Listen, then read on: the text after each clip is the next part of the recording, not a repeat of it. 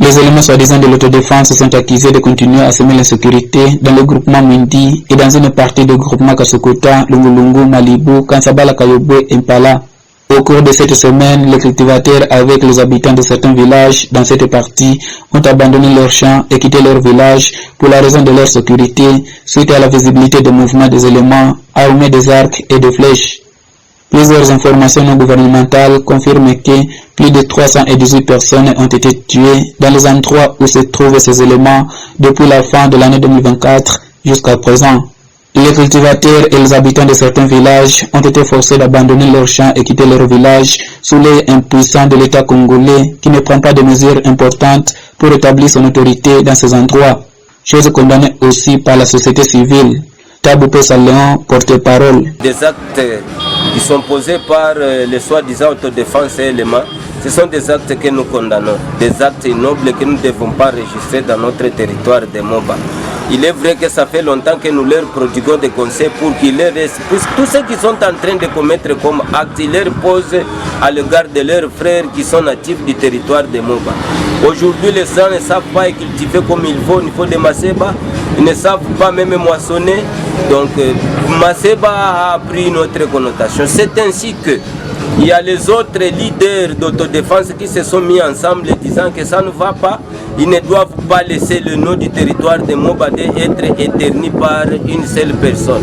Ils ont pris le temps et le courage de lui rappeler, lui prodiguer trop de conseils, mais il semble que ça n'a pas tenu. C'est ainsi qu'ils ont rédigé ces communiqués en donnant 7 jours aux leaders d'autodéfense Moutono qu'ils puissent déposer tous ces effets pour que la paix revienne dans Maseba. Le maître de CP est d'un civil qui est mort la nuit du dimanche vers lundi 9 juin après avoir été fortement tabassé par les éléments. Et une maman est restée gravement déclassée après avoir été aussi fortement tabassée par ces mêmes éléments pour motif de refuser à cotiser par force la cotisation exigée de farine, poules, chèvres, haricots et autres dans le village champêtre Nondo, Puta, Kintimpwe, Kiamabwe, Kinse Kapindula, au bord de la rivière Mlobozi, samedi 7 et dimanche 8 juin. Lundi 10 juin, les éléments ont érigé les barrières à Kalunga Mkufu sur la route Maseba et tracassé beaucoup les passants. Oui, bien sûr, la population délaissée par le gouvernement et la raison. Présentement, l'État devrait prendre ses responsabilités. Et prendre ses responsabilités, c'est-à-dire quoi?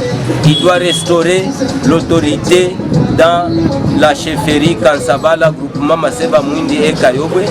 Et en même temps, il doit renforcer aussi son autorité, qu'on sente que l'État existe. Jusque maintenant, les autorités de l'État ne disent rien concernant cette situation d'insécurité.